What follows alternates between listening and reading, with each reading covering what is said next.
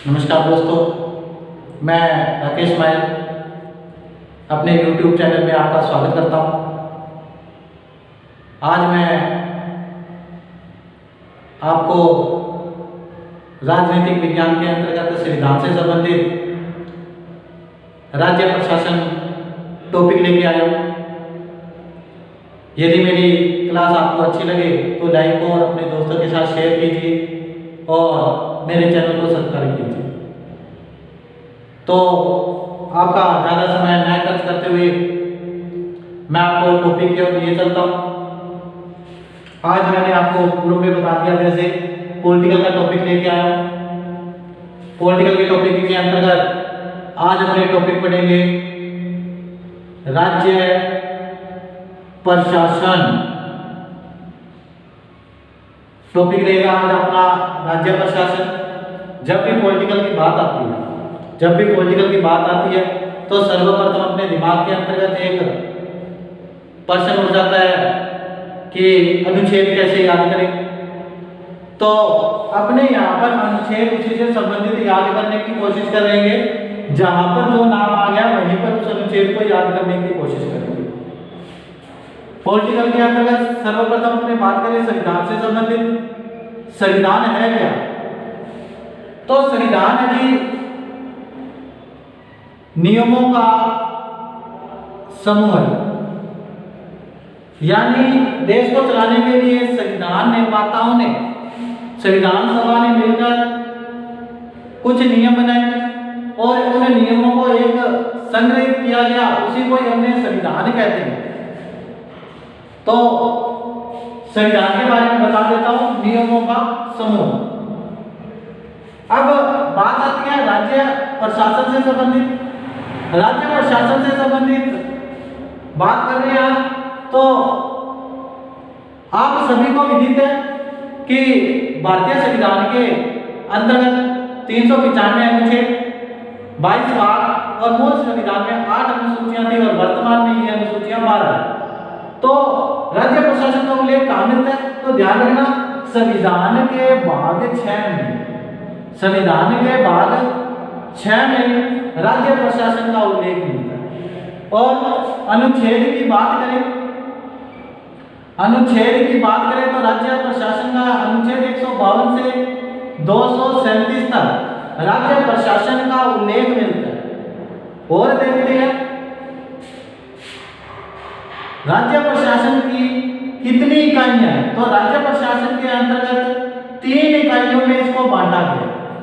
राज्य प्रशासन को 3 इकाइयों में बांटा गया। राज्य प्रशासन के अंतर्गत 3 इकाइयों की बात करते हैं। जिस प्रकार केंद्र में है उसी प्रकार राज्य में भी 3 इकाइयों में बांटा गया। अब एक अनुच्छेद यही याद करवाने की कोशिश कर रहा हूं, ध्यान देना। अनुच्छेद 152 के अंतर्गत राज्य की परिभाषा का उल्लेख है। राज्य की परिभाषा का उल्लेख है। किसकी परिभाषा का उल्लेख मिलता है? राज्य की परिभाषा का उल्लेख मिलता है अनुच्छेद 152 के अंतर्गत। आगे बढ़ते हैं। मैंने आपको बताया कि राज्य प्रशासन को 3 भागों में बांटा गया। 3 इकाइयां हैं। 3 इकाइयों की बात करते हैं। 3 इकाइयों में पहली इकाई की बात करते हैं। पहली इकाई है जी व्यवस्थापिका। कौन सी इकाई? व्यवस्थापिका। दूसरी की बात करें कार्यपालिका और तीसरी न्यायपालिका। व्यवस्थापिका, कार्यपालिका और न्यायपालिका 3 इकाइयां हैं। व्यवस्थापिका का क्या कार्य होता है, कार्यपालिका का क्या कार्य होता है, न्यायपालिका का क्या कार्य होता है? तो व्यवस्थापिका का कार्य होता है कानूनों को बनाना, यानी कानूनों का निर्माण।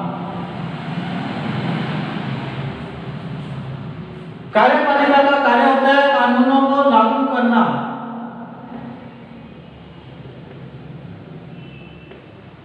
कानूनों को लागू करना। जबकि न्यायपालिका का कार्य होता है कानूनों की जांच करना, समीक्षा करना या उनकी रक्षा करना। अर्थात जो कानून बनाए गए हैं वो कानून हमारे मूल संविधान में प्राप्त मौलिक अधिकारों का हनन तो नहीं कर रहे हैं, तो उनकी जांच, समीक्षा और उनकी रक्षा करने का दायित्व किसका रहता है? न्यायपालिका। आपको सभी को विदित है कि व्यवस्थापिका और कार्यपालिका, कौन? व्यवस्थापिका और कार्यपालिका मिलकर कार्य करती है, और जब मिलकर कार्य करती है तो इनके अंतर्गत जो प्रमुख पद होता है वो होता है कि आपके राज्यपाल का, क्योंकि तब तक कानून नहीं बनता है जब तक राज्यपाल हस्ताक्षर न करे। तो ध्यान रखना, यहाँ पर मुख्य पद रहता है राज्यपाल का। न्यायपालिका की बात करें तो न्यायपालिका के अंतर्गत जो सर्वोच्च है वो राज्य के अंतर्गत सर्वोच्च होती है आपकी उच्च न्यायालय, यानी कि हाई कोर्ट। राज्य का सबसे बड़ा न्यायालय होता है उच्च न्यायालय, जिसे अपने जानते हैं हाई कोर्ट। उसके बाद आता है आपका जिला न्यायालय। कौन सा न्यायालय? जिला न्यायालय। जिला न्यायालय के बाद यदि न्यायालय की बात करें तो उसके बाद आता है आपका अधीनस्थ न्यायालय। अधीनस्थ न्यायालय की बात करें तो अब गांव के अंतर्गत की न्यायालय की बात है तो अब जयपुर जैसे शहरों के अंतर्गत ग्राम न्यायालय की भी स्थापना कर दी गई है। और आपके लिए प्रश्न है, सर्वप्रथम राजस्थान में ग्राम न्यायालय कहां खोला गया? तो ध्यान रखना, इसका आंसर रहेगा जयपुर में, बस्सी जयपुर में। और कब खोला गया? तो ध्यान रख लेना, डेट 27 नवंबर 2018 रह जाएगा यार, इतनी सी अपने को करम याद। वापिस इधर आ जाते हैं। मैंने आपको बताया व्यवस्थापिका और कार्यपालिका मिलकर कार्य करती है और इनके अंतर्गत प्रमुख पद होता है राज्यपाल। राज्यपाल के बाद यदि कोई प्रमुख पद आता है तो राज्यपाल के जो बाद जो प्रमुख पद आता है वो आता है आपके मुख्यमंत्री का। किसका? मुख्यमंत्री। मुख्यमंत्री के बाद यदि प्रमुख पद आता है तो वो आता है आपके मंत्री परिषद। और मंत्री परिषद के बाद सचिवालय, और सचिवालय में मुख्य पद होता है किसका? जी हां, मुख्य सचिव। राज्यपाल, राज्यपाल के बाद मुख्यमंत्री, मुख्यमंत्री के बाद मंत्री परिषद, मंत्री परिषद के बाद सचिवालय, और सचिवालय में मुख्य कौन होता है? मुख्य सचिव। और वर्तमान के अंतर्गत मुख्य सचिव कौन है? जी हां, डीबी गुप्ता। डीबी गुप्ता यानी कि देवेंद्र भूषण गुप्ता। देवेंद्र भूषण गुप्ता वर्तमान में मुख्य सचिव के पद पर आसीन है। तो ध्यान रखना, ये मैंने क्रम बताया, व्यवस्थापिका कार्यपालिका जब मिलकर कार्य करती है तो सर्वोच्च से निम्न की ओर कौन कौन से पद चलते हैं? सबसे मुख्य पद राज्यपाल का, उसके बाद मुख्यमंत्री का, उसके बाद मंत्री परिषद और उसके बाद मुख्य सचिव। ठीक है जी। व्यवस्थापिका के अंतर्गत तो मुख्य पद होता है राज्यपाल का, जबकि कार्यपालिका में मुख्य पद होता है मुख्यमंत्री। राज्यपाल की बात करते हैं। राज्यपाल के अंतर्गत वर्तमान के अंतर्गत यदि हमने बात करें तो राज्यपाल जिस सरकारी आवास के अंतर्गत रहता है उसको कहा जाता है राजभवन। क्या कहा जाता है? राजभवन। वर्तमान के अंतर्गत राज्यपाल है अपने कलराज मिश्र। वर्तमान में अपने राज्यपाल के पद पर आसीन है कौन है? कलराज मिश्र। ये राजस्थान के वर्तमान में राज्यपाल है। इससे पूर्व की बात करें, इससे पूर्व ये कहाँ के राज्यपाल थे? तो ध्यान रख लेना, ये हिमाचल प्रदेश के राज्यपाल थे। कहाँ के राज्यपाल थे? हिमाचल प्रदेश के राज्यपाल थे। अब देखते हैं कलराज मिश्र राज्यपाल पद पर कब आसीन हुए? तो ध्यान रखना, 9 सितंबर 2019 को राजस्थान के राज्यपाल पद पर आसीन इसके अलावा कलराज मिश्र से पूर्व कौन थे अपने राज्यपाल? तो ध्यान रख लेना भाई, कल्याण सिंह। ठीक है जी, ये मैंने छोटी छोटी बातें राज्यपाल से संबंधित आपको बताई। ठीक है जी, अब बात करते हैं, मैंने आपको राज्यपाल के बारे में बताया, वर्तमान में राज्यपाल कौन है और इससे पूर्व ये कहां पर कार्यरत थे, तो इसके बारे में बताया, राजस्थान में कब ये आसीन हुए हैं उसके बारे में बताया, उसके बाद पदों के बारे में बताया। अब अपने बात कर रहे हैं, यहाँ पर पहुंच जाते हैं सचिवालय। सचिवालय को भी 3 भागों में बांटा गया, उसके बारे में बात करेंगे। अभी फिलहाल इसको मैं रफ कर रहा हूं, आप इसका शॉर्ट स्क्रीन ले लीजिए या इसको रिवाइज करके देख लीजिए। ठीक है जी, इसको मैं कर रहा हूं रफ।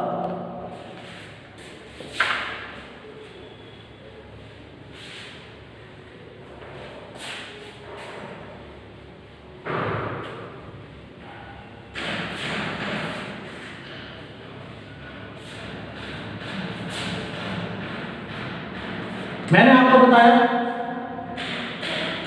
कि सचिवालय और सचिवालय के अंतर्गत मुख्य पद पर होते हैं मुख्य सचिव। सचिवालय में भी मैंने आपको भाग बताया कि सचिवालय में कितने भाग होते हैं, 3 भाग होते हैं। वो 3 भाग कौन कौन से हैं उनके बारे में बता देता हूँ। सचिवालय के 3 भाग कौन कौन से हैं आपको पता है। राजस्थान के 7 संभाग और संभागों के आधार पर भी राजस्थान को बांटा गया। तो जिलों को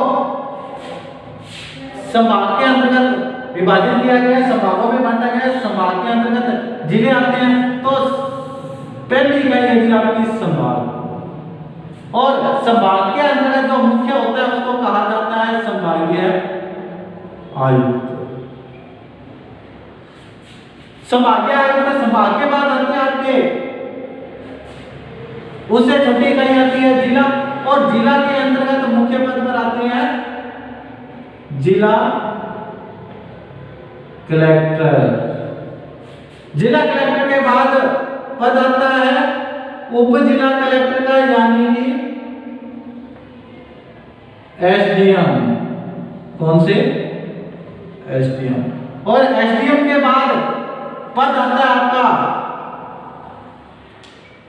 जी हां, तहसीलदार। मैंने आपको बताया सचिवालय को 3 भागों में बांटा गया। पहला संभाग के आधार पर, संभाग के अंतर्गत जो मुख्य होता है संभागीय आयुक्त। संभागीय आयुक्त के बाद बात करें तो जिला कलेक्टर, जिला कलेक्टर के बाद बात करें तो उप जिला कलेक्टर, उप जिला कलेक्टर के बाद तहसीलदार। दूसरा भाग आता है निदेशालय। प्रत्येक विभाग का एक निदेशालय होता है, तो उस विभाग के अंतर्गत बात कर रहे हैं। सचिवालय का दूसरा भाग होता है निदेशालय। जैसे बीकानेर के अंतर्गत माध्यमिक शिक्षा निदेशालय है, तो यहाँ उससे छोटी इकाई होती है जिला के अंतर्गत जिलों के द्वारा निदेशालय को सूचना पहुंचाई जाती है।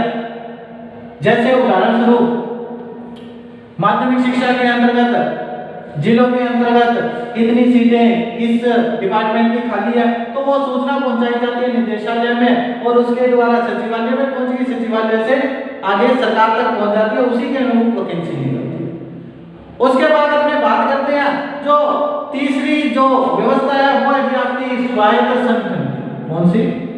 स्वायत्त संगठन। तीसरा भाग आता है स्वायत्त संगठन का। स्वायत्त संगठन के लिए उदाहरण दे देता हूं, जैसे राजस्थान परिवहन और रिको, ये आपके स्वायत्त संगठन के उदाहरण। तो सचिवालय को मैंने 3 भागों में बताया और सचिवालय के प्रमुख के बारे में बताया। तो ये एक रूपरेखा तैयार करके दी है, मैंने आपको बताने की कोशिश की है कि राज्य प्रशासन की किस प्रकार से व्यवस्था की गई। अब इसी क्रम को आगे बढ़ाते हैं और आगे चलते हैं। आगे अपने देखते हैं कि राज्य के अंतर्गत संवैधानिक प्रमुख होता है राज्यपाल। तो आज अपना टॉपिक रहेगा राज्यपाल से ही संबंधित। राज्यपाल की बात करते हैं, राज्यपाल की बात करते हैं, मैंने अनुच्छेद 7 याद करवाने की कोशिश करूंगा। राज्यपाल की बात करें तो राज्यपाल का पद कहां से लिया गया संविधान के अंतर्गत, तो ये अपना प्रेरणा स्रोत है कहां से, राज्यपाल का प्रेरणा स्रोत है जी कनाडा से। ध्यान रख लेना, ये प्रेरणा स्रोत है कनाडा से। संविधान सभा के अंतर्गत कई मत आए, संविधान सभा में कई सदस्यों ने कहा कि राज्यपाल का चुनाव होना चाहिए, प्रत्यक्ष रूप से आम जनता इनका चुनाव करना चाहिए, लेकिन पूर्णतः सहमति बनी जो कि राज्यपाल का पद है वो कनाडा से प्रेरणा स्रोत रखा गया और राज्यपाल की नियुक्ति की गई और नियुक्ति की जाती है राष्ट्रपति के द्वारा। तो ध्यान रखना, राज्यपाल का जो पद है वो प्रेरणा स्रोत कहां से है, कनाडा से। उसके बाद बात करते हैं अनुच्छेद 152, मैंने आपको याद करवा दिया, अनुच्छेद याद रख लेना 153। अनुच्छेद 153 के अंतर्गत राज्यपाल के पद का सृजन किया गया, राज्यपाल के पद का सृजन किया गया, पद का सृजन किया गया है किस अनुच्छेद के अंतर्गत, अनुच्छेद 153 के अंतर्गत कहा गया है कि राज्य का एक राज्यपाल होगा। अनुच्छेद 154, अनुच्छेद 154 के अंतर्गत राज्यपाल अपनी शक्तियों का प्रयोग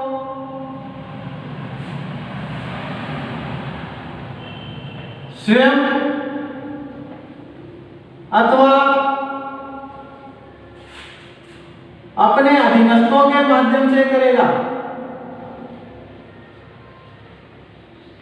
राज्यपाल अपनी शक्तियों का प्रयोग स्वयं अथवा अपने अधीनस्थों के माध्यम से करेगा, यह बताया गया अनुच्छेद 154 के अंतर्गत। उसके बाद बात करते हैं अनुच्छेद 155 से संबंधित।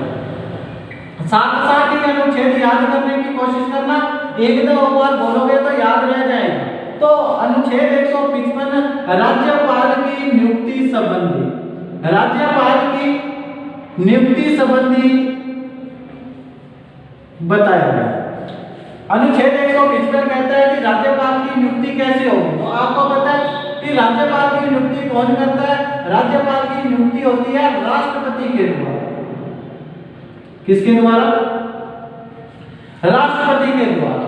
और नियुक्ति संबंधी जो बात है, तो नियुक्ति संबंधी कुछ परंपराओं को भी निभा लिया जाता है, तो उसके बारे में बता देता हूं नियुक्ति कैसे की जाती है।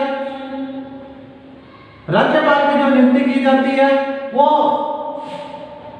परंपरा के आधार पर, मैं बताता हूं आपको, परंपरा के आधार पर उस राज्यपाल को नियुक्त नहीं किया जाएगा जो उसी राज्य का हो, यानी राजस्थान के व्यक्ति को राजस्थान का राज्यपाल नियुक्त नहीं किया जाएगा, राजस्थान के व्यक्ति को राजस्थान का राज्यपाल नियुक्त नहीं किया जाएगा।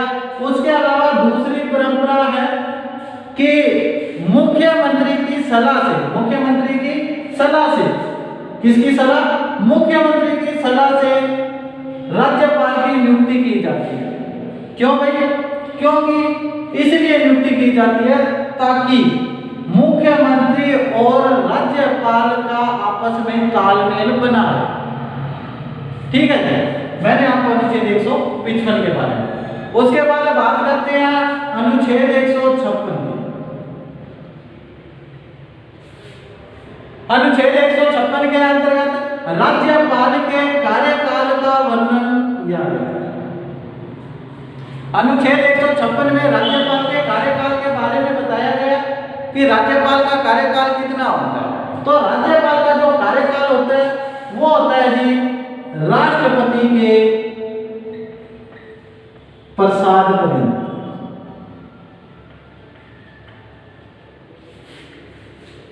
राज्यपाल का कार्यकाल कार्यकाल होता है राष्ट्रपति के प्रसाद पर्यंत तक। तो ध्यान रखना इसका कार्यकाल सामान्यतः अपने कह देते हैं 5 वर्ष के लिए होता है, सामान्यतः 5 वर्ष के लिए, लेकिन राष्ट्रपति जब चाहे इसको हटा सकता है। लेकिन हटाएगा कैसे? मंत्रिमंडल की सलाह। जब मंत्रिमंडल सिफारिश कर देगा तो उस राज्य के राज्यपाल को हटाया जा सकता है।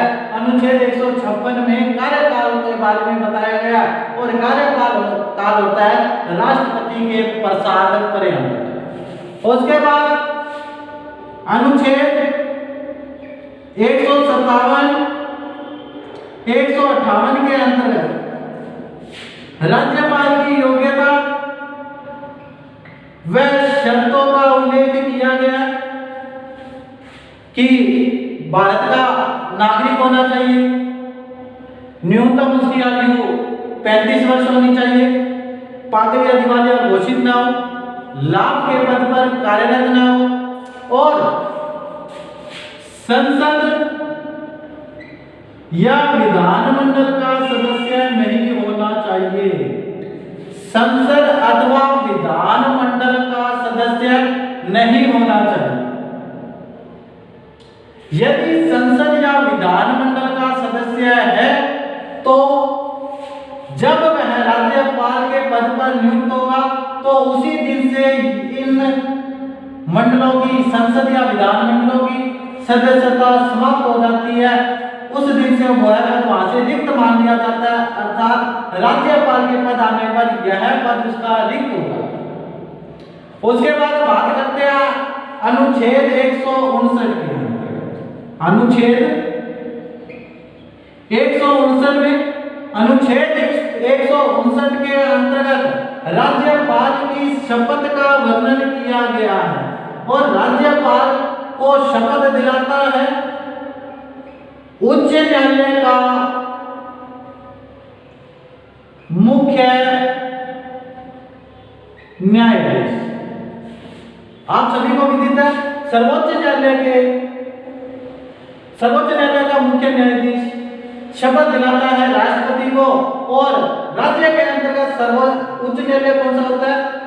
सबसे ज्यादा वो होता है उच्च न्यायालय, हाई कोर्ट। तो उसका जो मुख्य न्यायाधीश होगा वो राज्यपाल को शपथ दिलाएगा।